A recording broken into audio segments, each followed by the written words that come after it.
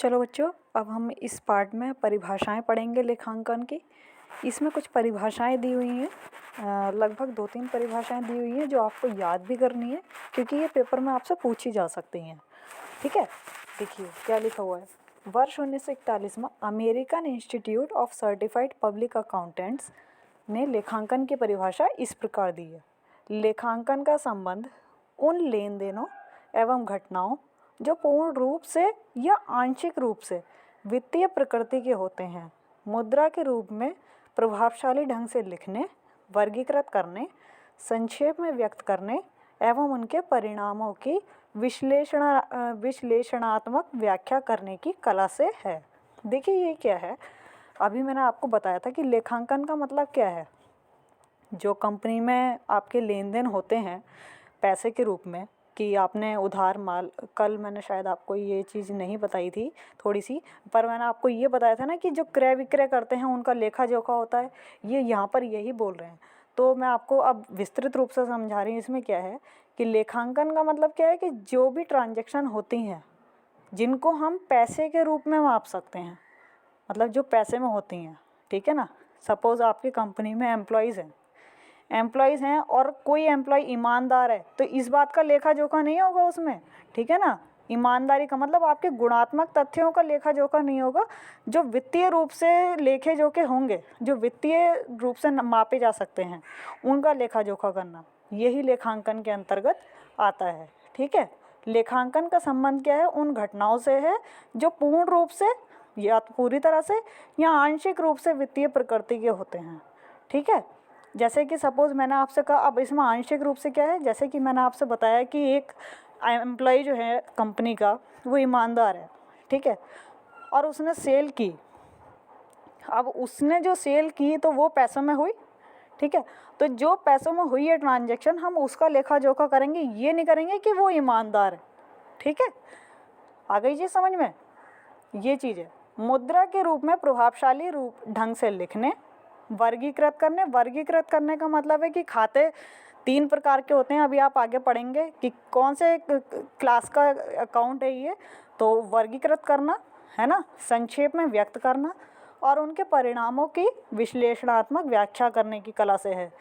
विश्लेषणात्मक मतलब एनालिसिस करना कि क्या रिजल्ट निकला हमारे इस परफॉर्मेंस का, ठीक है ना। क्रय विक्रय का क्या रिजल्ट निकला, क्या मुनाफा हुआ, क्या हानि हुई, ठीक है। ये चीज़ आ रही है आपको समझ में। आप देखिए, चलिए आगे पढ़ते हैं। उत्तरोत्तर आर्थिक विकास के परिणाम स्वरूप लेखांकन की भूमिका एवं क्षेत्र का भी विस्तार हुआ है। वर्ष 1966 में अमेरिकन अकाउंटिंग एसोसिएशन ने लेखांकन को इस प्रकार परिभाषित किया। लेखांकन आर्थिक सूचनाओं को पहचानने, मापने और संप्रेषित करने की एक ऐसी प्रक्रिया है जिसके आधार पर सूचनाओं के उपयोगकर्ता तर्कयुक्त निर्णय लेने में सक्षम होते हैं। जैसे कि कल मैंने आपको बताया था कि अगर आप किसी कंपनी का शेयर परचेज करोगे, मतलब खरीदोगे, तो आप उस कंपनी की परफॉर्मेंस देखोगे। और वो परफॉर्मेंस आप कैसे देखोगे, कंपनी की इन्फॉर्मेशन होगी ना, बैलेंस शीट वगैरह, अभी आप आगे पढ़ोगे तो उससे आप निकालोगे कि कंपनी मुनाफे में चल रही है, अच्छा ग्रो कर रही है या नहीं। तो यही सूचनाएं जो होती हैं, ये किसी व्यक्ति को निर्णय लेने में मदद करती हैं कि क्या उस व्यक्ति को कंपनी में इन्वेस्ट करना चाहिए या नहीं करना चाहिए। यही चीज़ लिखी हुई है। अब देखिए तीसरी परिभाषा देखिए क्या लिखा हुआ है। 1970 में accounting principle board of ICPA ने कहा कि लेखांकन का कार्य मुख्य रूप से आर्थिक इकाइयों के संबंध में ऐसी गुणात्मक सूचनाएं उपलब्ध कराना है जो प्रमुख रूप से वित्तीय प्रकृति की होती हैं।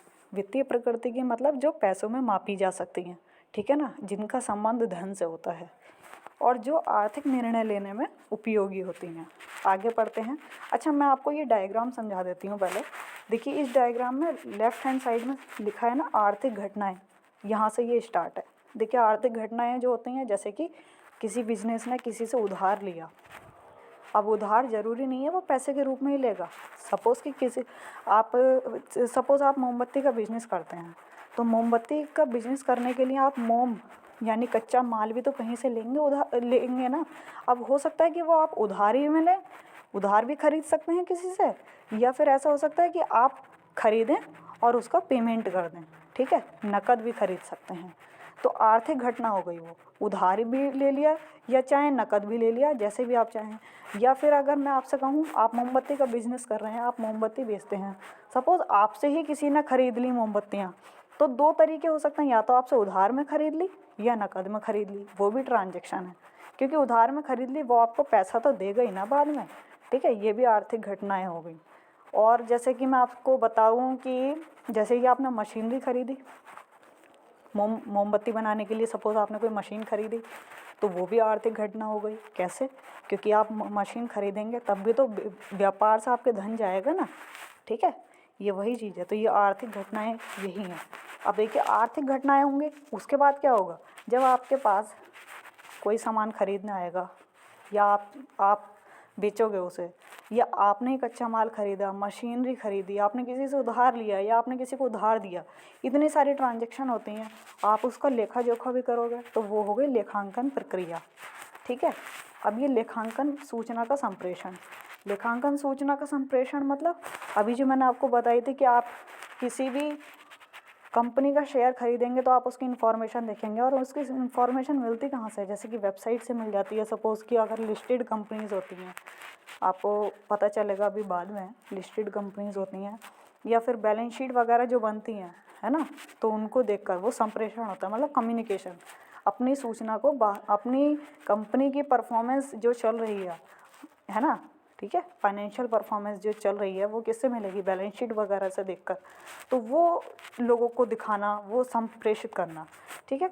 और उससे क्या होगा, जो सूचना संप्रेषित होगी, निर्णायक, क्या लिखा है, आंतरिक एवं बाह्य उपयोगकर्ता।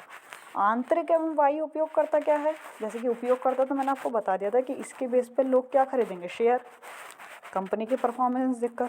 तो आप हो गए कंपनी के बाहर वाले, बाह्य उपयोगकर्ता। आंतरिक उपयोगकर्ता वो होते हैं जो कंपनी में काम करते हैं, जैसे कि एम्प्लॉयज़।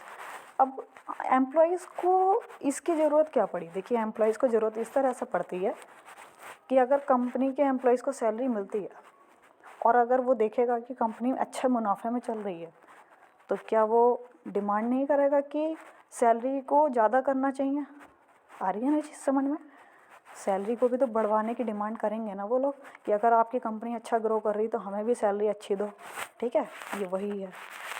अब फिर दोबारा से फिर से वही उन्होंने चक्र घुमा दिया, आर्थिक घटनाएं, ठीक है, यही सारी चीज़ें हैं। बीच में क्या लिखा हुआ है, देखो, लेखांकन निर्णयकर्ताओं को आर्थिक क्रियाओं एवं उनके निर्णयों के परिणामों से जोड़ता है, ठीक है। आ गई ना चीज़ समझ में आप। अब देखिए, चलिए आगे बढ़ते हैं। आगे उन्होंने नॉर्मल उसका अर्थ लिख दिया है। उपरोक्त विवरण के आधार पर लेखांकन को इस प्रकार परिभाषित किया जा सकता है, लेखांकन संगठन की आर्थिक घटनाओं को पहचानने, मापने और लिख कर रखने की ऐसी प्रक्रिया है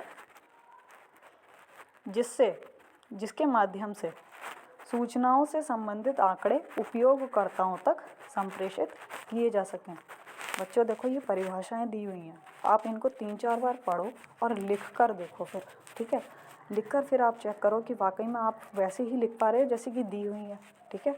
आपकी परिभाषाएं गलत नहीं होनी चाहिए बिल्कुल भी, आपकी परिभाषाएं ठीक होंगी।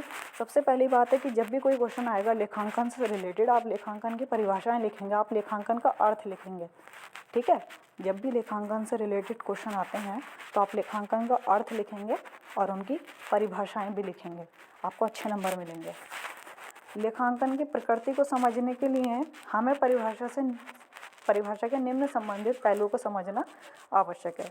क्या क्या दे रखा है, आर्थिक घटनाएं, जैसे कि अभी मैंने आपको समझाया था आर्थिक घटनाएं कौन कौन सी, जैसे कि बिजनेस में उधार लेन देन चलता है या नकद लेन देन चलता है, या कंपनी किसी सपोज़ किसी दूसरी कंपनी में इन्वेस्ट कर रही है, कि या किसी के बॉन्ड खरीद रही है, या फिर कंपनी मशीन खरीद रही है, या फिर सपोज़ कंपनी मशीन बेच रही है। ये सारी घटनाएं कैसी, आर्थिक पैसे के लेन देन से संबंधित है ना ये, ठीक है।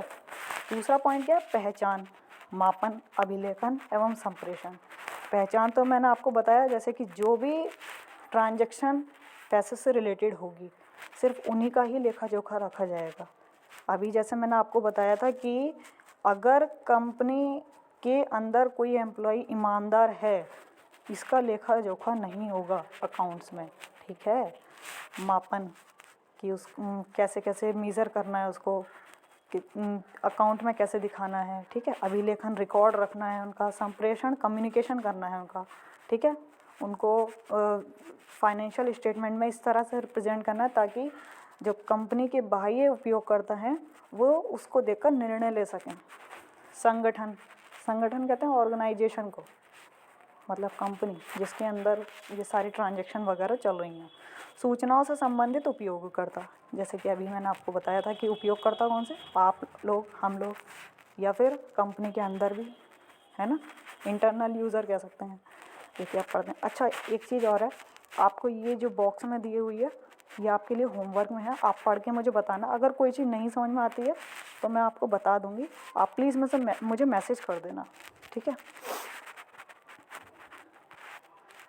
चलिए पढ़ते हैं आर्थिक घटनाएं। देखिए आर्थिक घटनाएं क्या है। व्यावसायिक संगठनों का संबंध आर्थिक घटनाओं से होता है। आर्थिक घटना से तात्पर्य किसी व्यावसायिक संगठन में होने वाले ऐसे आर्थिक लेन देनों से है जिसके परिणामों को मुद्रा रूप में मापा जा सकता हो, ठीक है। अभी समझाया था। आर्थिक घटना कौन सी होंगी, जिन्हें मुद्रा के रूप में नापा जा सकता है। जैसे कि देखो मशीन का क्रय, मशीन खरीदी तो उसमें भी तो पैसा गया ना कंपनी का, उसके स्थापना एवं विनिर्माण के लिए तैयार करना एक घटना है, ठीक है।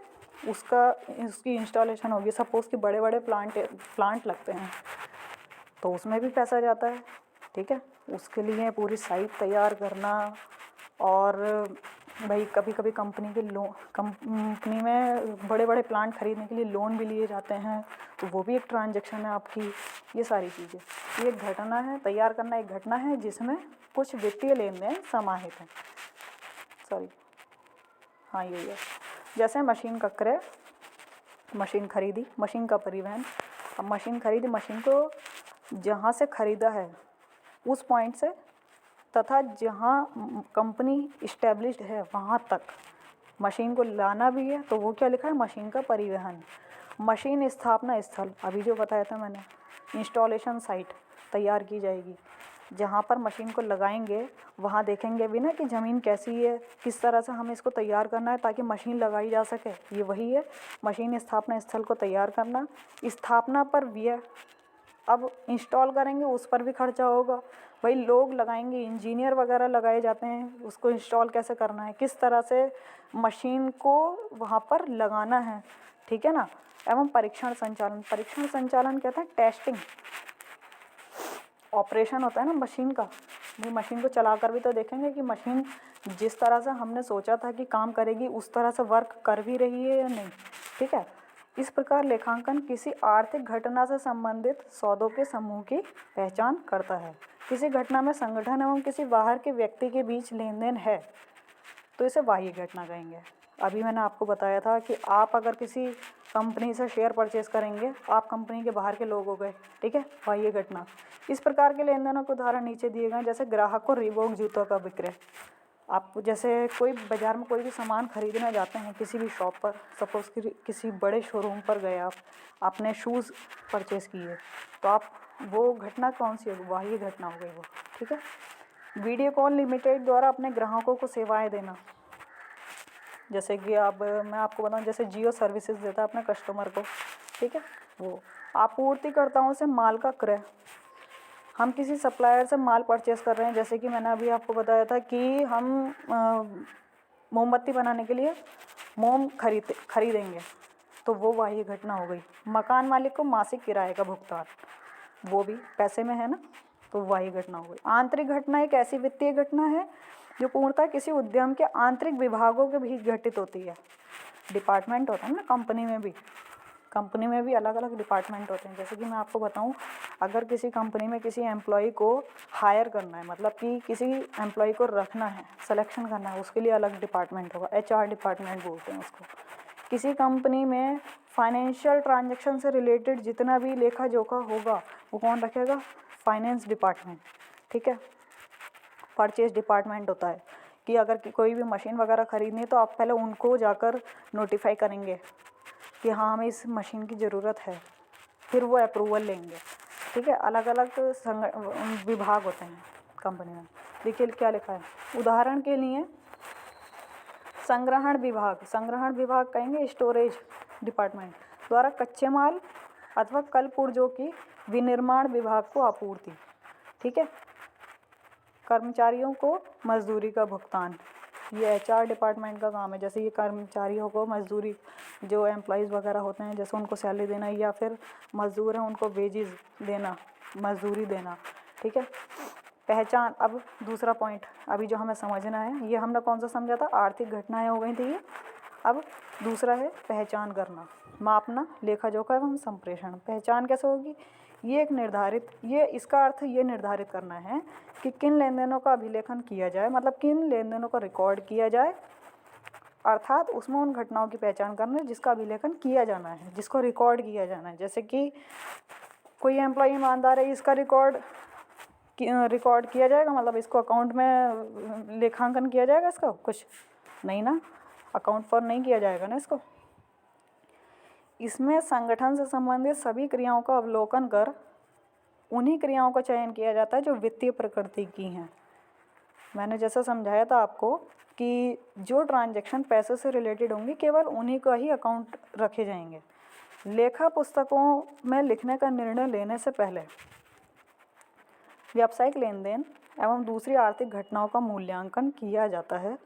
उदाहरणार्थ देखिए, उदाहरण के लिए इन्होंने क्या दे रखा है, मानव एवं संसाधनों का मूल्य, प्रबंधकीय नीतियों में परिवर्तन अथवा कर्मचारियों की नियुक्ति महत्वपूर्ण घटनाएं हैं, लेकिन इसमें से किसी को भी लेखा पुस्तकों में नहीं लिखा जाता।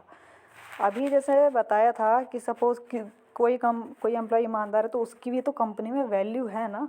ठीक है, प्रबंधकीय नीतियों में परिवर्तन, कंपनी की पॉलिसीज़ क्या हैं, उसमें कोई चेंज हुआ है या नहीं। कर्मचारियों की नियुक्ति, एम्प्लॉयज़, उनकी रिक्रूटमेंट हुई है, उनकी अपॉइंटमेंट हुई है, इसको भी ध्यान में रखा जाता है। लेकिन ध्यान में रखा जाएगा केवल, पर इनका लेखा जोखा पुस्तकों में नहीं होगा, क्योंकि ये क्या है, फाइनेंशियल ट्रांजैक्शन से, मतलब फाइनेंशियली नहीं है, ये फाइनेंशियल रूप में नहीं है। ठीक है, धन से रिलेटेड नहीं है ये चीज़ें। यद्यपि जब भी कंपनी नकद अथवा उधार क्रय अथवा विक्रय करती है अथवा वेतन का भुगतान करती है तो इसे पुस्तकों में लिखा जाता है। सेम चीज़ मैंने आपको बताई थी कि अगर आप नकद भी खरीदेंगे या उधार भी खरीदेंगे, या फिर नकद बेचेंगे उधार भी बेचेंगे, पैसा तो उधारी में भी आएगा। ठीक है ना, या आप उधार खरीदेंगे तब भी पैसा उधारी में जाएगा, बाद में जाएगा, पर जाएगा तो ज़रूर। ठीक है, तो वो भी क्या है, आपकी वित्तीय घटनाएं हैं वो, क्योंकि वो पैसे से रिलेट करती हैं। ठीक है, क्या लिखा है, वेतन का भुगतान करती है तो इसे लेखा पुस्तकों में लिखा जाता है। अब दूसरा पढ़ते हैं, मापन कैसे किया जाता है इनका। इसका अर्थ है मौद्रिक इकाई के द्वारा व्यावसायिक लेखा का वित्तीय प्रमापीकरण। देखो, अनुमानों, मौद्रिक आधारों, रुपए व पैसों की इकाइयों का अभिलेखन के लिए प्रयोग, अर्थात मापन की इकाई के रूप में पैसे। हमारे यहाँ ट्रांजैक्शन कैसे होती हैं, रुपये में होती हैं। अब पैसे तो अब चलते नहीं हैं वैसे। यदि किसी घटना को मौद्रिक रूप में प्रमापीकरण संभव नहीं है तो इसका वित्तीय लेखों में लेखन नहीं किया जाएगा। काफ़ी बार आ चुका ये चीज़, तो काफ़ी बार बता चुकी कि किसी भी ट्रांजैक्शन का अगर पैसे से रिलेशन नहीं है तो हम उसको अकाउंट में नहीं लिखेंगे, हम उसका रिकॉर्ड नहीं रखेंगे। ठीक है, इसी कारणवश प्रबंध निदेशक की नियुक्ति, सपोज़ अगर किसी डायरेक्टर की नियुक्ति होती है ना, मैनेजर की नियुक्ति होती है, या अब ये बताया था एम्प्लॉयज़ होते हैं उनकी अपॉइंटमेंट होती है तो उनकी नियुक्ति, महत्वपूर्ण अनुबंध, बहुत सारे कॉन्ट्रैक्ट किए जाते हैं, कंपनी काफ़ी कंपनीज़ के साथ या कुछ लोगों के साथ कॉन्ट्रैक्ट करती है। कर्मचारियों की बदली, सपोज़ एक कर्मचारी राम था और वो चला गया, उसकी जगह श्याम आया। ठीक है, तो इसका हम ये नहीं है कि इस चीज़ को भी लिखेंगे, इसको भी हम अकाउंट में रखेंगे। ठीक है, ये चीज़ नहीं है।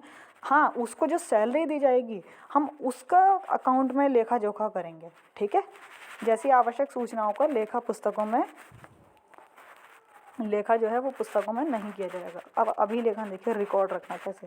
यदि किसी घटना को मौद्रिक रूप में प्रमापीकरण संभव नहीं है, मतलब कि हम उसे पैसे के रूप में नहीं माप सकते, तो इसका वित्तीय लेखों में लेखन नहीं किया जाएगा। इसी कारण प्रबंध निर्देशक की नियुक्ति, इन्होंने यही लाइन रिपीट कर दी है दोबारा से, या मैंने दोबारा पढ़ दी है, सॉरी। मैं दोबारा पढ़ती हूँ इसको, अभिलेखन को। जब एक बार आर्थिक घटनाओं की पहचान व मापन वित्तीय रूप में हो जाती है तो इन्हें मौद्रिक इकाइयों में लेखा पुस्तकों में काल क्रमानुसार तिथिवार अभिलिखित कर दिया जाता है। जैसे कि कोई ट्रांजैक्शन हुई जनवरी में तो उसको जनवरी में ही लिखेंगे, ठीक है। सपोज़ हमने माल खरीदा, जनवरी में खरीदा, तो हम जनवरी में उसका लेखा जोखा करेंगे। मार्च में किया तो मार्च में करेंगे, बाकायदा उसकी डेट भी डालेंगे। आई चीज़ समझ में, अकाउंट्स में डेट भी डालते हैं, जर्नल एंट्री करेंगे, अभी देखना हम बाद में। तो हम क्या करेंगे, उसकी डेट भी डालेंगे अगर वो उस ईयर से रिलेटेड होगा।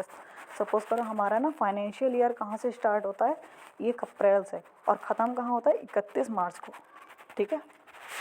तो 1 अप्रैल से 31 मार्च के बीच में जो भी ट्रांजैक्शन होंगे वो हम उस ईयर में ही रिकॉर्ड करेंगे, ठीक है। अगर सपोज़ कि आपका जो दूसरा साल लग जाएगा, 31 मार्च के बाद 1 अप्रैल जो लग जाएगी, तो वो दूसरा साल लग जाएगा, हम दूसरे साल में रिकॉर्ड करेंगे उसको। जैसे कि मैं आपको एक एग्जांपल देती हूँ कि सपोज़ 1 अप्रैल 2022 आने वाली है। अब जैसे 1 अप्रैल 2022 से लेकर 31 मार्च 2023 तक जो भी ट्रांजैक्शन होंगी तो वो 22-23 के अकाउंट में रिकॉर्ड होंगी। और 1 अप्रैल 2030 23 को, सॉरी 30 को बोलिए, 23 को जो रिकॉर्ड होगी, जो ट्रांजैक्शन होंगी वो 23-24 वाले अकाउंट में रिकॉर्ड होंगी, ठीक है। यही बोला गया है। अभिलेखन इस प्रकार से किया जाता है कि आवश्यक वित्तीय सूचना को स्थापित परंपरा के अनुसार सारांश निकाला जा सके। जैसे कि अभी बताया कि अभी इन ट्रांजैक्शन से क्या होगा, बैलेंस शीट वगैरह बनेंगी, प्रॉफिट एंड लॉस बनेगा, है ना। एवं जब भी आवश्यकता हो उसे उपलब्ध किया जा सके। संप्रेषण देखिए, कम्युनिकेशन कैसे होता है। आर्थिक घटनाओं की पहचान की जाती है, उन्हें मापा जाता है, ठीक है, और उनका अभिलेखन किया जाता है, जैसे कि अभी हमने ऊपर पढ़ा, जिससे प्रसंगानुकूल सूचना तैयार होती है और इसका प्रबंधकों एवं दूसरे आंतरिक एवं बाह्य उपयोगकर्ताओं को एक विशिष्ट रूप से संप्रेषण होता है। सूचना का लेखा प्रलेखों के माध्यम से नियमित रूप से संप्रेषित किया जाता है। इन प्रलेखों द्वारा दी गई सूचना उन विभिन्न उपयोगकर्ताओं के लिए उपयोगी होती है जो उद्यम की वित्तीय स्थिति एवं प्रदर्शन के आकलन, ये प्रदर्शन वही है जो मैं आपको बता रही थी कि परफॉर्मेंस देखते हैं हम कंपनी की, ठीक है, और वो परफॉर्मेंस कैसे देंगे, इन्हीं सूचनाओं के आधार पर। ये वही चीज़ बता रहे हैं। व्यावसायिक क्रियाओं के नियोजन, अगर हम कोई सपोज़ फाइनेंशियल ट्रांजैक्शन करेंगे तो हम देखेंगे कि वाकई में हमें इन्वेस्टमेंट करना चाहिए या नहीं, प्लानिंग करेंगे हम पूरी, ये वही है। एवं नियंत्रण तथा समय समय पर आवश्यक निर्णय लेने में रुचि रखते हैं। लेखांकन सूचना प्रणाली को इस प्रकार से बनाना चाहिए कि सही सूचना सही व्यक्ति को सही समय पर संप्रेषित हो सके, ठीक है। प्रलेख उपयोगकर्ताओं की आवश्यकताओं को देखते हुए अभिलेख दैनिक, साप्ताहिक, मासिक या फिर त्रैमासिक हो सकते हैं। ऐसा भी हो सकता है कि आपको सूचनाएं कैसे कैसे दी जाएं, या तो डेली बेस पर दी जाएं, या वीकली दी जाएं, या मंथली, या फिर 3-3 महीने के बेस पर, क्वार्टरली बेस पर दी जा सकें। इस संप्रेषण प्रक्रिया का महत्वपूर्ण तत्व लेखापाल की योग्यता, अकाउंटेंट जो बताया था उसकी एबिलिटी पर डिपेंड करता है, एवं कार्य उपयुक्त सूचना के प्रस्तुतिकरण में है। संगठन, ऑर्गेनाइजेशन देखिए, संगठन से अभिप्राय किसी व्यावसायिक उद्यम से है जिसका उद्देश्य लाभ कमाना है अथवा नहीं। क्रियाओं के आकार एवं व्यवसाय के परिचालन के स्तर पर ये एकल स्वामित्व इकाई, साझेदारी फर्म, सहकारी समिति या कंपनी, स्थानीय निकाय, नगर पालिका अथवा अन्य संगठन से हो सकता है, ठीक है। अलग अलग तरीके होते हैं, ये आपको कंपनी अलग अलग वो दिए हैं फॉर्म कि कितने तरीके के हो सकते हैं। जैसे कि आपकी कंपनी भी हो सकती है, साझेदारी फर्म भी हो सकती है, या फिर प्रोप्राइटरशिप भी हो सकती है, नगर पालिका भी हो सकती है, कोई अन्य ऑर्गेनाइजेशन भी हो सकती है जिसमें अकाउंटेंट बैठा है। मतलब ये जो अकाउंटेंट करिए, ऑर्गेनाइजेशन के रूप बताएं कि किस किस तरह से ये हो सकती है, ठीक है। इनके ये हैं, ये रूप हैं इनके। इसमें आपको, या बॉक्स में है, आप इसको पढ़ना ज़रूर, ठीक है। पढ़कर मुझे बताना अगर आपको कहीं कहीं भी समझ में नहीं आए। आपको अगर कुछ पॉइंट है तो मैं बता देती हूँ इसमें। देखिए क्या है, ये जो बता रही थी मैं उपयोगकर्ता, ये वही पॉइंट लिखा हुआ है कि उपयोगकर्ता लेखांकन सूचना की मांग विभिन्न उद्देश्यों से करते हैं। स्वामी अंशधारी इनका उपयोग ये जानने के लिए करते हैं कि क्या वे अपने निवेश पर पर्याप्त वापसी प्राप्त कर रहे हैं। आप शेयर खरीदेंगे तो आप तभी तो खरीदेंगे जब आपको दिखेगा कि हाँ कंपनी अच्छे से ग्रो कर रही है और वो हमें डिविडेंड अच्छे से दे सकती है। भाई कोई भी व्यक्ति कंपनी में इन्वेस्ट क्यों करता है? ताकि उसको अच्छे से रिटर्न मिल पाए, है ना। इंटरेस्ट बोलते हैं ना, इंटरेस्ट तो सुना होगा आपने, बस आप ऐसा समझ लीजिए अभी इंटरेस्ट डिविडेंड देती है कंपनी शेयर पर, ठीक है। तो कंपनी डिविडेंड भी कब देगी? अच्छा, जब कंपनी अच्छा ग्रो करेगी। और वो कैसे पता चलेगा? हमें balance sheet, profit and loss, ये सारी फाइनेंशियल पोजीशन देखकर उसकी, ठीक है। स्वामी अंशधारी इनका उपयोग ये जानने के लिए करते हैं कि क्या कंपनी अच्छा ग्रो कर रही है। ये सारी चीज़ें लिखी हैं पहले पॉइंट में। दूसरा पॉइंट देखिए, निदेशक प्रबंध इनका उपयोग निष्पादन का मूल्यांकन करने हेतु एवं आंतरिक एवं बाह्य दोनों प्रकार की तुलना करने के लिए करते हैं। देखते हैं, कंपैरिजन भी तो करते हैं कि कंपनी वाकई में दूसरी कंपनियों की कंपैरिजन में अच्छा परफॉर्मेंस कर रही है या नहीं। अपनी कंपनी की शक्ति एवं कमी का निर्धारण करने के लिए वे अपनी कंपनी के वित्तीय विश्लेषण की तुलना उद्योग के आंकड़ों से कर सकते हैं। अलग अलग इंडस्ट्री होती हैं, जैसे कि सपोज़ टेलीकॉम इंडस्ट्री है। टेलीकॉम इंडस्ट्री में जैसे कि आपके सपोज़ ये आते हैं, जियो है, एयरटेल है। देखते हैं कि कौन सा कंपनी अच्छा ग्रो कर रही है, जियो है या एयरटेल है। तो इंडस्ट्री कौन सी हो गई? टेलीकॉम इंडस्ट्री हो गई, है ना। तो इसमें देखते हैं कि कौन अच्छा ग्रो कर रहा है। इसके लिए भी ये सूचनाएं उपयोगी होती हैं। प्रबंधक ये भी सुनिश्चित करना चाहते हैं कि कंपनी संगठन में विनियोजित राशि की पर्याप्त वापसी आ रही है या नहीं। अर्थात कंपनी में जितना पैसा लगा है उस पर अच्छे से रिटर्न मिल रही है या नहीं मिल रही है। कंपनी कुछ रिटर्न दे भी रही है या नहीं, ये भी निश्चित किया जाता है। तथा कंपनी संगठन अपने ऋणों को चुकाने में सक्षम है। सपोज़ अगर कंपनी ने लोन ले रखा हो तो ये देखा जाएगा कंपनी की फाइनेंशियल पोजीशन से कि वो लोन कब तक चुका सकती है और वो चुका भी सकती है या नहीं, ठीक है। तीसरा पॉइंट देखिए आप, ये लेनदार वाला। लेनदार के लिए ये सूचना कैसे उपयोगी रहती हैं? लेनदार ये जानने को उत्सुक होते हैं कि क्या उनके द्वारा दिए गए ऋण का भुगतान समय पर हो सकेगा। सपोज़ अगर कंपनी अच्छा ग्रो कर रही होगी और कंपनी ने लोन ले रखा होगा तो लेनदार क्या देखेंगे? क्रेडिटर्स जो होते हैं जिन्होंने कंपनी को लोन दे रखा होगा, वो ये देखेंगे कि वाकई में कंपनी अपने लोन का भुगतान कर भी सकेगी या नहीं, है ना। जो उन्होंने उधार ले रखा होगा वो जल्दी पे कर देगी कि नहीं। एवं विशेष रूप से वित्तीय तरलता को देखते हैं, जो किसी कंपनी संगठन के ऋणों की देयता के समय इनके भुगतान की क्षमता को दर्शाती है, ठीक है। भावी निवेशक ये निश्चित करने के लिए इनका उपयोग करते हैं कि उन्हें अपना धन इस कंपनी संगठन में लगाना चाहिए या नहीं। ये भावी निवेशक जो हैं ये आप या हम लोग हैं, जो कंपनी में देखते हैं कि हमें वाकई में कंपनी में पैसा लगाना चाहिए या नहीं। सरकार, अब देखो गवर्नमेंट के लिए कैसे ये सूचनाएं उपयोगी होती हैं। सरकार एवं कंपनी रजिस्ट्रार, कस्टम विभाग, रिजर्व बैंक ऑफ इंडिया आदि नियमन संस्थाओं को विभिन्न करों के भुगतान के संबंध में सूचना चाहिए। गवर्नमेंट देखेगी कि कितना टैक्स बनता है, वो फाइनेंशियल पोजीशन भी देखेगी। सपोज़ अगर उन्होंने टैक्स कम पे कर रखा होगा और देखा कि कंपनी अच्छा ग्रो कर रही तो कुछ ना कुछ तो गड़बड़ है, ठीक है।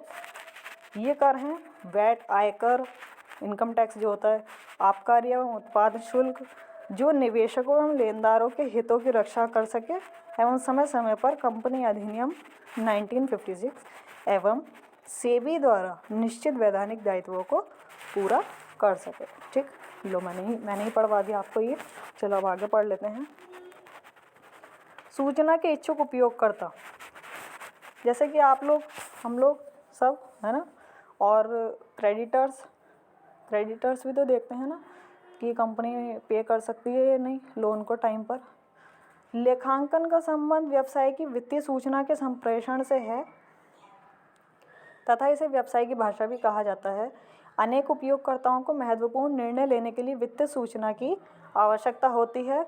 इन उपयोगकर्ताओं को दो वर्गों में बांटा जा सकता है। आंतरिक उपयोगकर्ता एवं बाह्य उपयोगकर्ता, ये मैंने आपको समझाया था। आंतरिक उपयोगकर्ता में सम्मिलित है मुख्य कार्यकारी, वित्तीय प्राधिकारी, उप प्रधान, व्यावसायिक इकाई प्रबंधक, संयंत्र प्रबंधक, स्टोर प्रबंधक, लाइन पर्यवेक्षक। बाह्य उपयोगकर्ता कौन है? ये जो आंतरिक बताए ना, ये सारे कौन है? जो कंपनी में काम करते हैं एम्प्लॉयज़, अलग अलग डिपार्टमेंट के, ठीक है, ये वो बता रखे हैं आपको। बाह्य उपयोगकर्ता कौन हुए? वर्तमान एवं भावी निवेशक, जैसे कि आप लोग या हम लोग, शेयरधारक, लेनदार, ठीक है, जो जिससे भी कंपनी उधार लेगी, चाहे वो कोई व्यक्ति हो या फिर सपोज कि बैंक हो, ठीक है, या कोई और कंपनी हो। कर अधिकारी, टैक्स ऑफिसर, कि कितना टैक्स बन रहा है कंपनी का। नियमन एजेंसी, ठीक है, कंपनी मामलों का विभाग, रूल्स एंड रेगुलेशन भी तो अपनाने पड़ते हैं ना कंपनी को। कंपनी रजिस्ट्रार, भारतीय प्रतिभूति विनिमय बोर्ड, ये सेबी है। अभी जो सेबी पढ़ा था ना आपने, security exchange board of India, पूरा नाम इसका ये है। श्रम संगठन मतलब मजदूर लोग, उनका संगठन। देखा है ना आपने, मजदूर लोग भी हड़ताल करते हैं कि नहीं हमारी मजदूरी बढ़ाई जाए। वो कैसे देखते हैं कि कंपनी जब अच्छा ग्रो कर रही है तो इनकी मजदूरी बढ़ाई जानी चाहिए, ठीक। व्यापारिक संघ, स्टॉक एक्सचेंज एवं ग्राहक आदि। लेखांकन का मूल उद्देश्य निर्णय लेने के लिए उपयोगी सूचनाएं उपलब्ध कराना है। ये साध्य को प्राप्त करने का साधन है, और वह साध्य है निर्णय जिसे उपलब्ध लेखांकन सूचना से सहायता मिलती है। आप लेखांकन सूचना के प्रकारों, इस लाइन को छोड़िए। लेखांकन एक सूचना के स्रोत के रूप में, यहाँ से देखिए, जैसा कि पहले चर्चा की जा चुकी है, लेखांकन एक सूचना के स्रोत के रूप में परस्पर एक दूसरे से जुड़ी क्रियाओं की एक सुनिश्चित प्रक्रिया है, जो लेन देनों की पहचान से आरंभ होती है तथा वित्तीय विवरणों के निर्माण पर समाप्त होती है, ठीक है। पहले ट्रांजैक्शन होगी, फिर उसके फाइनेंशियल स्टेटमेंट्स वगैरह सब बनती है, वहाँ जाकर इसकी प्रोसेसिंग कंप्लीट होती है, ठीक। लेखांकन प्रक्रिया के प्रत्येक चरण में सूचना उत्पन्न होती है। सूचनाओं का विकास अपने आप में साध्य नहीं है, ये सूचना के विभिन्न उपयोगकर्ताओं में सूचना के प्रसार का माध्यम है। ये सूचना इच्छुक वर्ग को उचित निर्णय लेने में सहायक होती है, इसलिए सूचना का प्रसार लेखांकन का अनिवार्य कार्य है। मतलब कि अकाउंटिंग हम क्यों करते हैं, क्या सेंस बनता है इसका और क्या रीज़न है इसका मेन रीज़न यही है कि जो कंपनी के इंटरनल यूज़र हैं या फिर एक्सटर्नल यूज़र हैं, उनको उपयोगी सूचनाएं मिल सकें और वो इन सूचनाओं के बेस पर महत्वपूर्ण निर्णय ले सकें, ठीक है। इसलिए सूचना का प्रसार लेखांकन का अनिवार्य कार्य है। लेखांकन सूचना को उपयोगी बनाने के लिए निम्न को सुनिश्चित करने की आवश्यकता होती है। आर्थिक निर्णय लेने के लिए सूचना उपलब्ध कराना। देखो, लेखांकन सूचना जो है वो उसकी यूज़फुलनेस कैसे डिसाइड होगी, इसके लिए इन चीज़ों की आवश्यकता होती है, ये पढ़ना है आपको। आर्थिक निर्णय लेने के लिए सूचना उपलब्ध कराना, वित्तीय विवरणों को सूचना के प्रमुख स्रोत मानकर उन पर निर्भर करने वाले उपयोगकर्ताओं की सेवा करना, संभावित रोकड़ प्रवाह की राशि, समय एवं अनिश्चितता के पूर्वानुमान लगाने एवं मूल्यांकन के लिए उपयोगी सूचना उपलब्ध कराना, लक्ष्यों की प्राप्ति हेतु संसाधनों के प्रभावी उपयोग के लिए प्रबंधकों की योग्यता की जांच के लिए सूचना प्रदान करना, ऐसे विषय जिनकी व्याख्या, मूल्यांकन, पूर्वानुमान या आकलन किया जाता है, उनको निहित संकल्पनाओं को स्पष्ट करने के लिए तथ्यात्मक एवं व्याख्यात्मक सूचना प्रदान करना एवं समाज को प्रभावित करने वाले कार्यों से संबंधित सूचना प्रदान करना। बच्चों, ये पॉइंट्स आप याद कर लेना। अगर इसमें कहीं कोई डाउट हो तो मुझे ज़रूर बताना। बस इसमें यही दिया हुआ है कि सूचनाओं का उपयोग कैसे कैसे किया जाता है और उनको उपयोगी किस तरह से बनाया जा सकता है, ठीक है ना। कि कंपनी के रिसोर्सेज हैं उनका अच्छे से यूटिलाइजेशन हो, उसके लिए मैनेजर की एबिलिटी भी तो देखी जाएगी ना, कि वो मैनेजर की योग्यता क्या है, कि वाकई में वो अच्छी स्ट्रेटेजी बना सकता है या नहीं, जिससे कंपनी के रिसोर्सेज का अच्छे से उपयोग हो, ठीक है। यही सारी चीज़ें इसमें दे रखी हैं। देखिए, अब ये आप करेंगे, सेम जांचिए, एक ये देखना, आप करके देखना। और आंसर भी दिए हुए हैं इसके नीचे। चलिए नीचे देखते हैं क्या है। अब आप यहाँ से देखिए क्या लिखा हुआ है।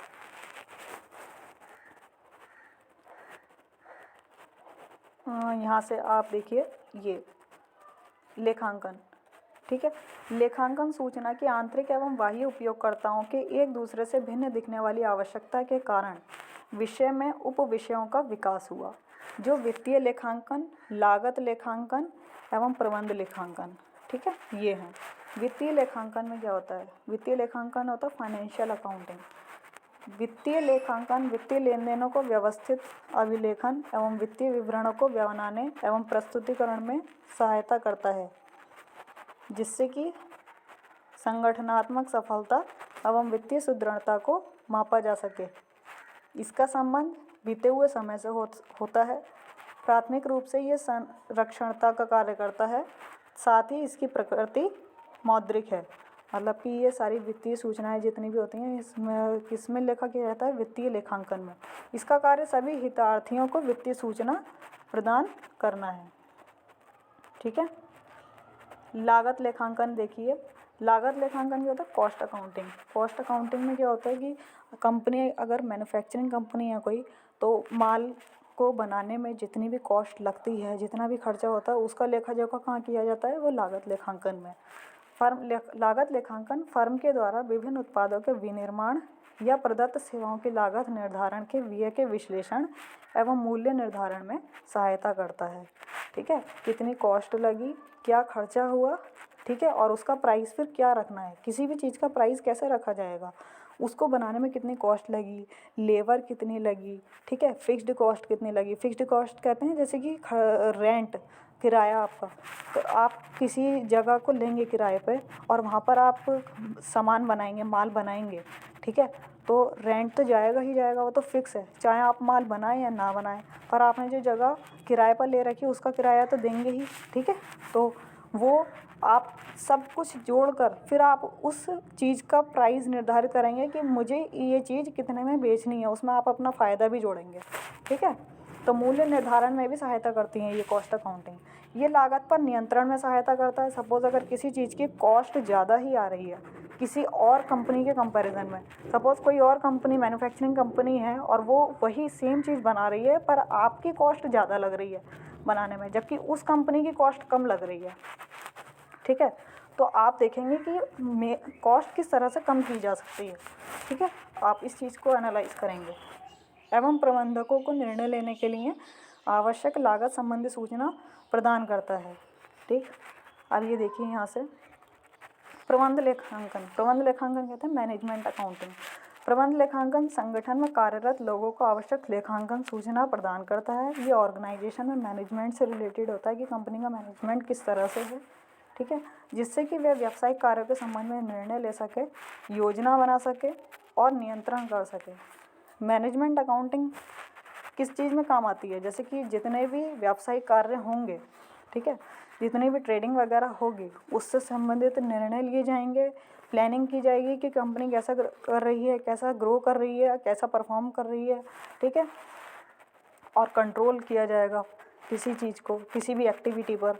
प्रबंध लेखांकन के लिए सूचना मुख्यतः वित्तीय लेखांकन एवं लागत लेखांकन से प्राप्त होती है, जो प्रबंधकों को बजट बनाने, ये इसमें अच्छा इन्फॉर्मेशन कहाँ से मिलती है?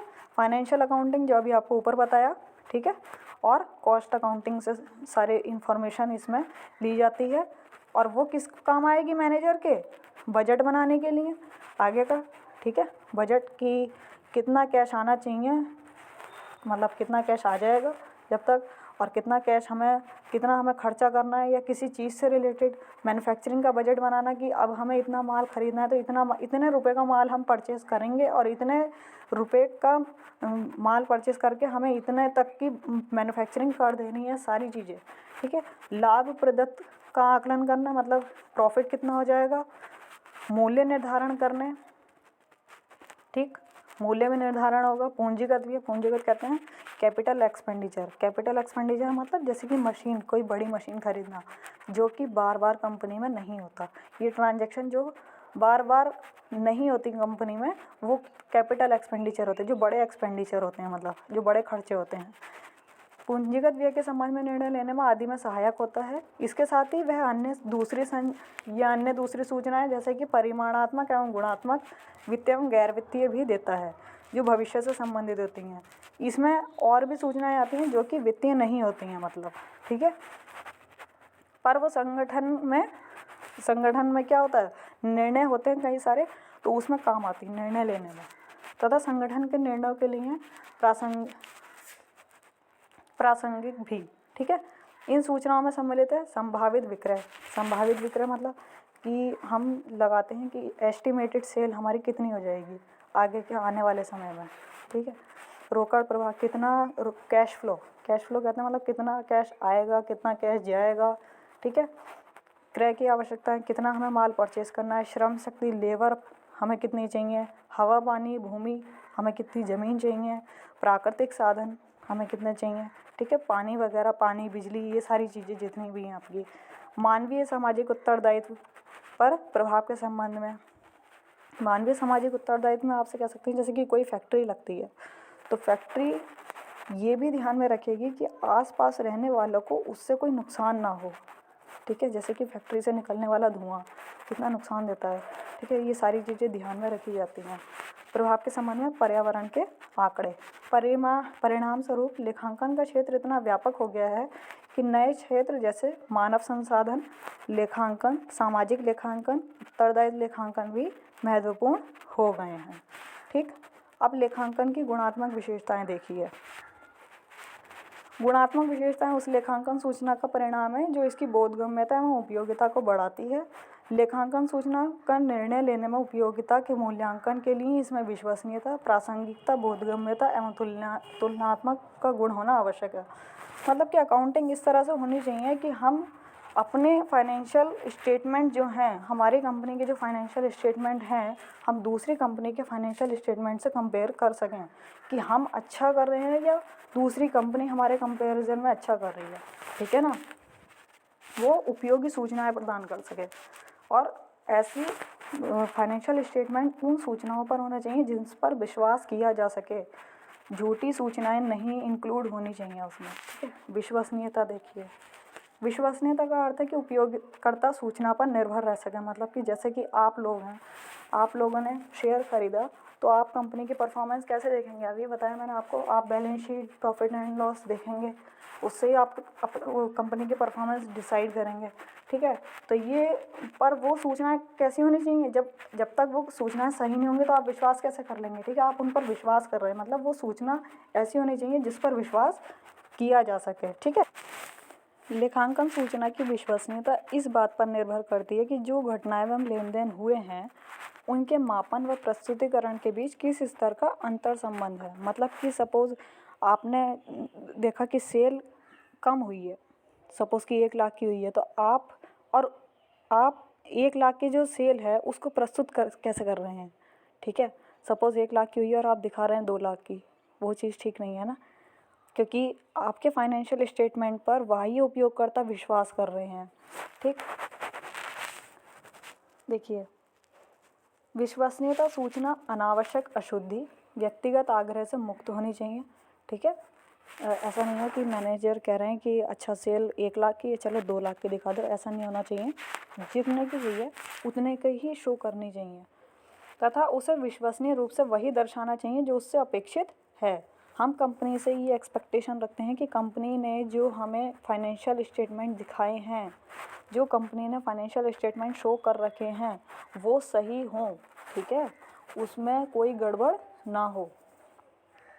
विश्वसनीयता को सुनिश्चित करने के लिए सूचना विश्वास के योग्य होने चाहिए, जिसकी जांच स्वतंत्र रूप से उन पक्षों द्वारा की जा सके जो समान मापन की समान विधि का उपयोग कर रही हैं, जो निष्पक्ष एवं समर्पित हैं, ठीक है।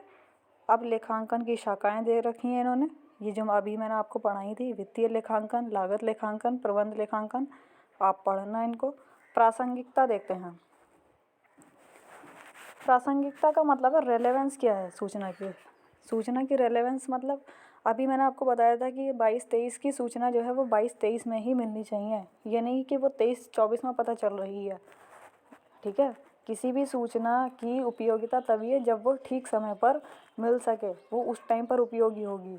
सपोज़ कि अगर आपको आज की जो सूचना है वो 5 साल बाद मिले तो फिर उसका क्या फ़ायदा है? क्यों?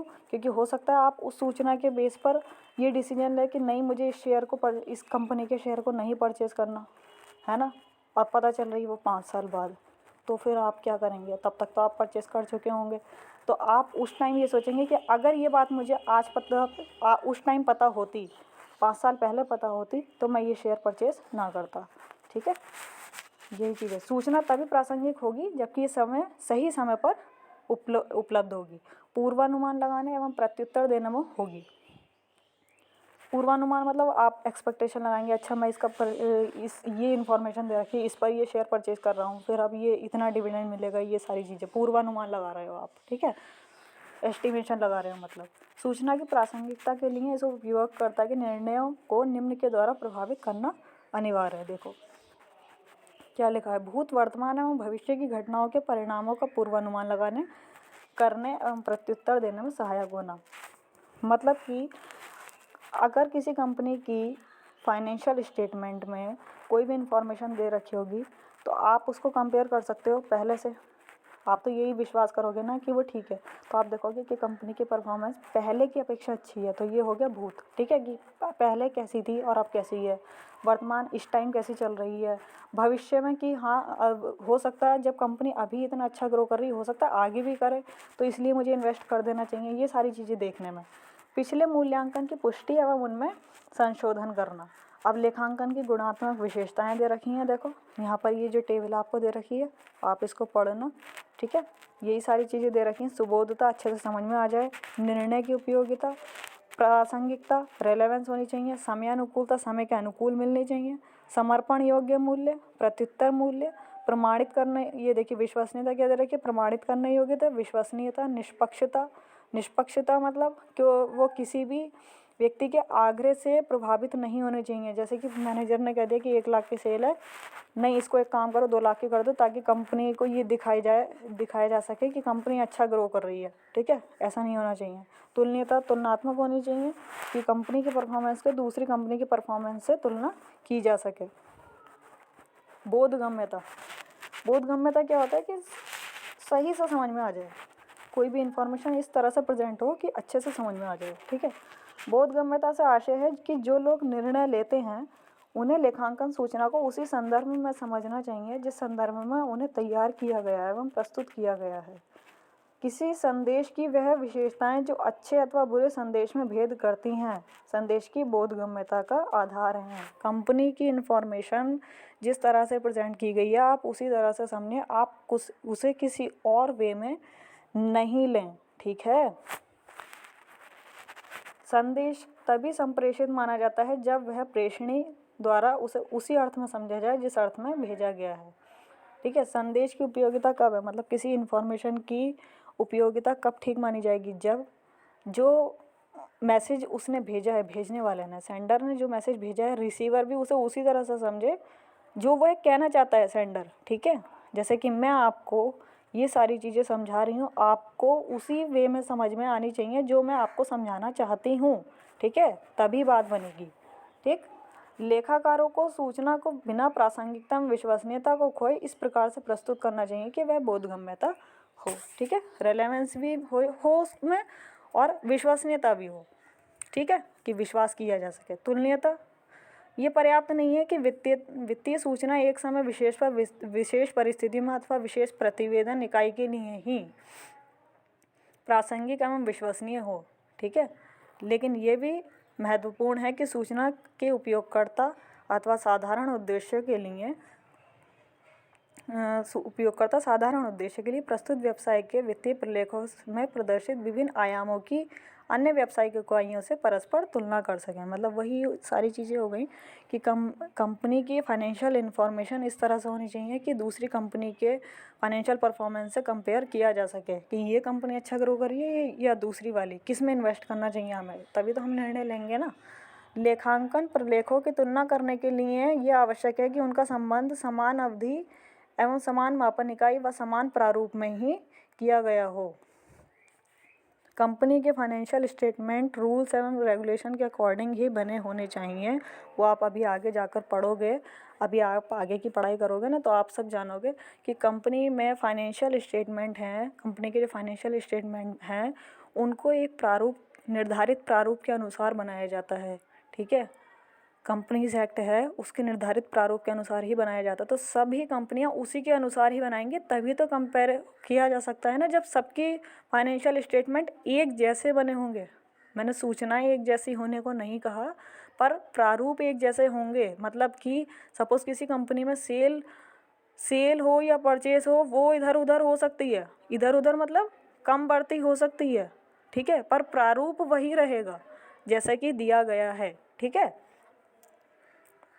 लेखांकन के उद्देश्य पढ़िए। देखिए, सूचना प्रणाली के रूप में लेखांकन का मूल उद्देश्य इसके बाह्य एवं आंतरिक उपयोग करने वाले दोनों समूह को उपयोगी सूचना उपलब्ध कराना है। इसका मूल उद्देश्य तो देखो यही हो गया।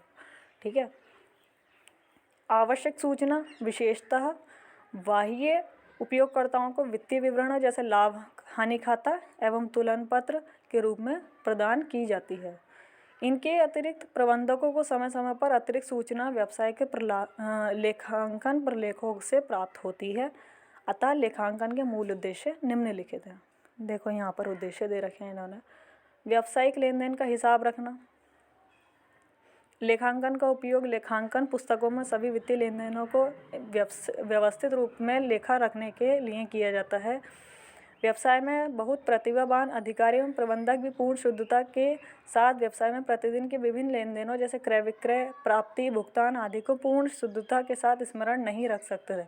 मतलब कि आप सपोज़ कि मैंने बताया आपको कि ईयर है आपका 22-23 है ना, 1 अप्रैल 2022 से 31 मार्च 2023 के बीच में जितनी भी ट्रांजैक्शन होंगी आप सभी को तो याद नहीं रख सकोगे ना, कि सपोज़ आप कहो कि नहीं हम रिकॉर्ड नहीं करेंगे, हमें सब याद रहेगा। हज़ारों करोड़ों की ट्रांजैक्शन होती हैं, आप कैसे याद रख लोगे। ठीक है, क्या लिखा हुआ है ये देखिए, इसलिए सभी व्यावसायिक लेन देनों का सही एवं पूर्ण लेखा नियमित रूप से रखा जाता है। इसके अतिरिक्त लेखांकित सूचना से सत्यता की जांच की जा सकती है तथा इसका उपयोग प्रमाण के रूप में किया जाता है। मतलब प्रूफ भी दिखाया जा सकता है कि देखिए हमारी इन्फॉर्मेशन ठीक है।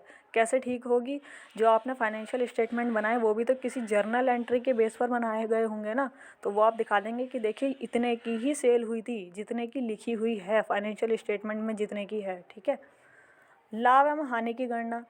अब ये लेखांकन हम क्यों रख रहे हैं, तभी क्या पता चलेगा इससे कि कंपनी कितना ग्रो कर रही है। मैंने आपको स्टार्टिंग पॉइंट में ही बताया था कि कंपनी ये सारी चीज़ें रिकॉर्ड क्यों करती है, तभी तो पता चलेगा ना कि कंपनी में मुनाफा हुआ या हानि हुई। ठीक है, तो लाभ अथवा हानि की गणना। व्यवसाय के स्वामी निश्चित अवधि के व्यवसाय कार्यकलापों के शुद्ध परिणामों को जानने के इच्छुक रहते हैं, अर्थात व्यवसाय ने लाभ कमाया है अथवा उससे हानि हुई है। अतः लेखांकन का दूसरा उद्देश्य किसी लेखांकन अवधि के दौरान, ये लेखांकन अवधि वही है जो अभी बताया आपको। अकाउंटिंग टाइम क्या है, अकाउंटिंग ड्यूरेशन क्या है, ये एक पूरा फाइनेंशियल ईयर।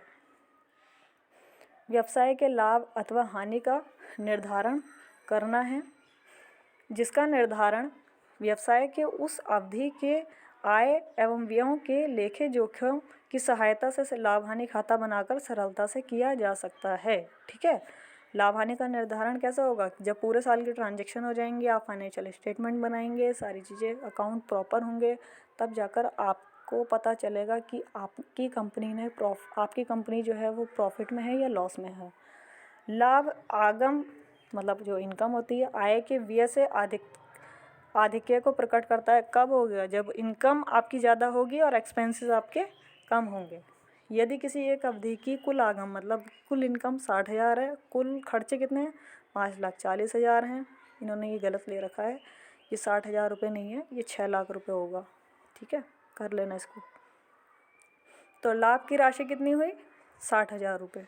ठीक है, यदि कुल खर्चे जो हैं कुल व्यय कुल आगम से अधिक है तो अंतर जो है वो हानि को दर्शाएगा। अगर आपके एक्सपेंसेस ज़्यादा होंगे और इनकम कम होगी तो ऑब्वियसली क्या होगी, आपको हानि होगी। ठीक, वित्तीय स्थिति को प्रदर्शित करना। अब वित्तीय स्थिति को, अब अभी आपको बताया था मैंने कि फाइनेंशियल स्टेटमेंट आपकी कंपनी की फाइनेंशियल पोजीशन को भी तो बताएंगे ना कि कंपनी कैसा दिख परफॉर्मेंस कर रही है। लेखांकन का उद्देश्य प्रत्येक लेखांकन अवधि के अंत में परिसंपत्ति एवं देयताओं के रूप में वित्तीय स्थिति का निर्धारण करना है।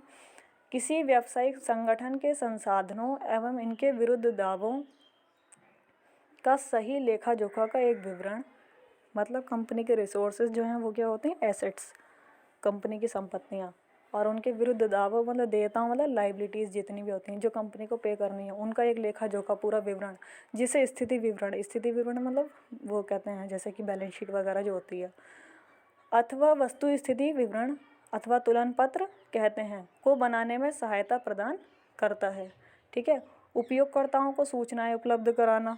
देखो अब लेखांकन का मुख्य उद्देश्य इसमें क्या है, उपयोगकर्ताओं को सूचनाएं उपलब्ध करवाना। ये सारी चीज़ें लिखी हुई हैं। ये पैराग्राफ देखो मैंने आपको बता दिया था, यहाँ से पढ़ो। मुख्यतः जैसे ये है मुख्य उपयोगकर्ता, मुख्य उपयोगकर्ताओं के दो समूह हैं। आंतरिक उपयोगकर्ता जिसमें मुख्यतः प्रबंधक होते हैं, ये 4th लाइन में, ये 3rd लाइन में लिखा था ना, मुख्य उपयोगकर्ताओं के दो समूह हैं। आंतरिक उपयोगकर्ता जिसमें मुख्यतः प्रबंधक होते हैं, जिन्हें क्या करनी रहती है, प्लानिंग, कंट्रोल और डिसीजन भी लेने रहते हैं। निर्णय लेने के लिए समय पर विक्रय लागत, सेल की कॉस्ट कितनी है, कॉस्ट ऑफ सेल जो जिसे बोलते हैं, लाभप्रदता, प्रॉफिटेबिलिटी कितनी आई है, ठीक है, आदि की सूचना की आवश्यकता होती है। एवं वही उपयोगकर्ता जिनमें आवश्यक सूचनाएं प्राप्त करने के सीमित अधिकार, योग्यता एवं साधन होते हैं तथा जिन्हें वित्तीय विवरणों पर निर्भर करना होता है। बाह्य उपयोगकर्ता मूलतः निम्न में रुचि रखते हैं। अब देखो हर किसी की अलग अलग ज़रूरतें होती हैं। सपोज़ कि आप अगर कंपनी के शेयर होल्डर हो तो आप कंपनी के फाइनेंशियल स्टेटमेंट किस लिए देखोगे, मतलब आपकी ज़रूरत क्या है फाइनेंशियल स्टेटमेंट में। आपकी ज़रूरत ये है कि आप देखोगे कि कंपनी कैसा परफॉर्म कर रही है ताकि मैं इन्वेस्ट कर सकूँ, करूँ भी या ना करूँ, आप डिसीजन लोगे। अच्छा, अगर यहीं पर अगर आप एक क्रेडिटर होते, कंपनी के लेनदार होते, जिसने आप जो आपने कंपनी को अगर लोन दे रखा है, तो आप किस लिए देखते हो कि अगर कंपनी प्रॉफिट कमा रही है तो इसका मतलब क्या हो गया कि अच्छा ये कंपनी मुझे लोन जल्दी ही रिपे करेगी। ठीक है, तो आपकी आवश्यकता बदल गई। यही सारी चीज़ें इसमें दे रखी हैं। निवेशक एवं संभावित निवेशक, निवेश की जोखिम एवं उन पर आय के संबंध में सूचनाएं देखेंगे। जोखिम मतलब रिस्क क्या है कंपनी का, अगर कंपनी में इन्वेस्ट करते हैं तो कितना रिस्क है। ठीक। क्रम संघ एवं कर्मचारी समूह, व्यवसाय की स्थिरता, मतलब ये एम्प्लॉयज़ वगैरह जो हैं वो फाइनेंशियल स्टेटमेंट पर क्यों डिपेंड रहते हैं। व्यवसाय की स्थिरता, लाभप्रदता, जो मैंने आपको बताया था कि अगर कंपनी अच्छा ग्रो कर रही होगी तो एम्प्लॉयज़ क्या होंगे, अच्छी सैलरी की डिमांड करेंगे। एवं उसके धन के बंटवारे के संबंध में सूचनाएं, ऋणदाता, लेनदार अभी बताया था, एवं वित्तीय संस्थान, कंपनी की साख एवं इसके ऋण एवं ब्याज को भुगतान की क्षमता से परिपक्व संबंधी सूचना, आपूर्तिकर्ता एवं लेनदार, देनदारी की तिथि को भुगतान करने तथा व्यवसाय की निरंतरता के संबंध में सूचना। सपोज़ किसी कंपनी की फाइनेंशियल परफॉर्मेंस अच्छी नहीं चल रही है और उसने लोन ले रखा है, तो वो क्या करेगी, वो अपने लोन की जो रिपेमेंट है उसको थोड़ा सा डेफर कर देगी, मतलब कि वो टाइम ले लेगी थोड़ा सा। कहते हैं ना कि जैसे सपोज किसी के पास पैसा नहीं होता और उसने लोन ले रखा, तो वो क्या कहता है कि डेट थोड़ी सी आगे बढ़ा दीजिए, मैं आपके पैसे दे दूँगा। और अगर वही कंपनी अगर अच्छा ग्रो कर रही होगी तो वो पैसे टाइम पर दे देगी। ठीक है ना, यहाँ पर यही चीज़ दी गई, देनदारी की तिथि को भुगतान करने तथा व्यवसाय की निरंतरता के संबंध में सूचना। ठीक है। ग्राहक क्या देखेगा, व्यवसाय की निरंतरता, परिणामतः उत्पाद, पार्ट्स एवं बिक्री के पश्चात की सेवाओं के संबंध में सूचना है। ग्राहक क्या देखता है कि अगर ये कंपनी किसी चीज़ को सेल करती है और उससे संबंधित कोई शिकायत करनी है तो कंपनी रिस्पॉन्स करेगी भी या नहीं करेगी, कंपनी की सेल के बाद जो सर्विसेज हैं कि वो अच्छी हैं या नहीं हैं। ठीक है, ये सारी चीज़ें देखना। सरकार एवं अन्य नियामक क्या करते हैं, संसाधनों के आवंटन एवं नियमों के पालन में से संबंधित सूचना। ठीक है, सरकार भी तो देखती है ना कि कंपनी कैसा परफॉर्म कर रही है, टैक्स वगैरह देखना है, और कंपनी रूल्स एंड रेगुलेशन को फॉलो कर भी रही है या नहीं, जो भी नियम बनाए हुए हैं उन्हीं के अंतर्गत, उन्हीं के दायरे में काम कर रही है या नहीं। सामाजिक उत्तरदायित्व समूह, जैसे पर्यावरण समूह, पर्यावरण पर प्रभाव एवं उसके संरक्षण के संबंध में सूचना। इसका मतलब ये है कि कंपनी अब पर्यावरण को तो नुकसान नहीं पहुंचा रही है ना, और उसने इस संबंध में क्या क्या स्टेप लिए हैं, ठीक है। अपने प्रतियोगी की अपेक्षाकृत शक्ति एवं तुलनात्मक निर्देश चिन्ह के उद्देश्य से संबंधित सूचना, मतलब कि कंपटीटर देखते हैं कि ये दूसरी कंपनी हमारे कंपैरिजन में अच्छा ग्रो कर रही है या हम अच्छा ग्रो कर रहे हैं, ठीक है। जबकि उपर्युक्त वर्ग के उपयोगकर्ता कंपनी की संपत्ति हिस्सा बटाते हैं। प्रतियोगी सूचनाओं की आवश्यकता मुख्यतः व्यू रचना के लिए होती है, ठीक है। ये मैंने आपको पढ़ाए थे लेखांकन के उद्देश्य। अब आप क्या करेंगे, आपके लिए होमवर्क है, लेखांकन की भूमिका आप पढ़ेंगे, ठीक है। ये होमवर्क है और ये स्वयं जांचिए, आप करके देखेंगे जितना जितना मैंने आपको समझाया है, ठीक है। और आप ये स्वयं जांचिए 4, ये भी करेंगे। फिर मैं आपको यहाँ से पढ़ाऊँगी लेखांकन के आधारभूत, लेखांकन की विभिन्न भूमिकाएं अभी मैंने पढ़ाया था, आप पढ़ लेंगे इसे। मैं आपको यहाँ से पढ़ाऊँगी अब लेखांकन के आधारभूत पारिभाषिक शब्द, मतलब कि लेखांकन में जिन जिन शब्दों का यूज़ होगा उनके क्या क्या अर्थ हैं, ठीक है। हम यहाँ से पढ़ेंगे अब, ठीक है। चलिए।